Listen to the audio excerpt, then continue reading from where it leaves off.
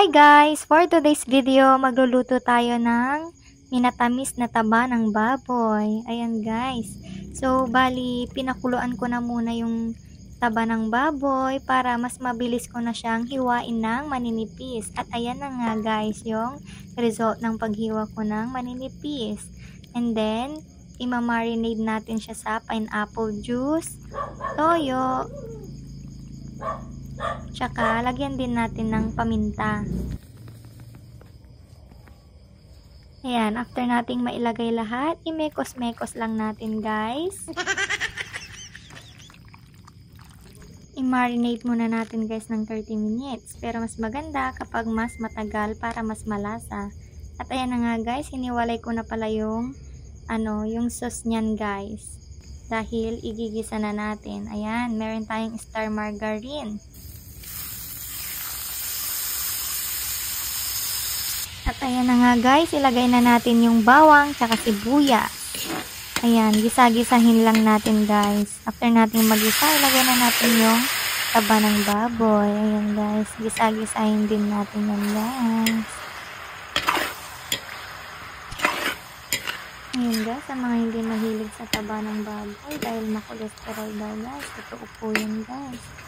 Pero minsan kasi, yung mga bawal, yun pa yung mga masarap kainin. Ayan guys, maglalagay na pala ako ng ketchup dyan guys.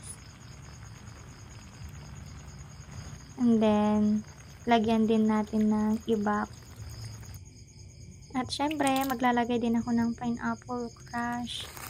Tsaka, yung asukal.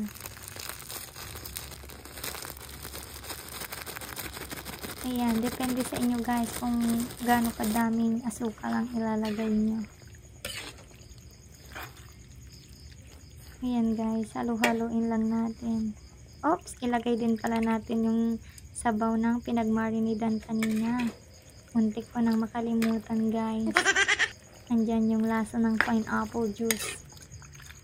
Ayan, halo-haloin lang natin. Maglalagay rin pala ako ng paminta guys. Ayan, lagyan din natin ng red bell pepper.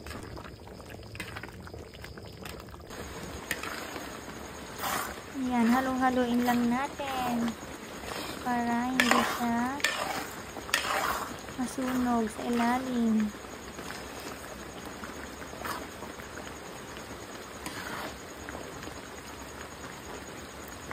Ayan guys, so malapit na siyang maluto. And fast forward guys, ito na, luto ng ating minatamis.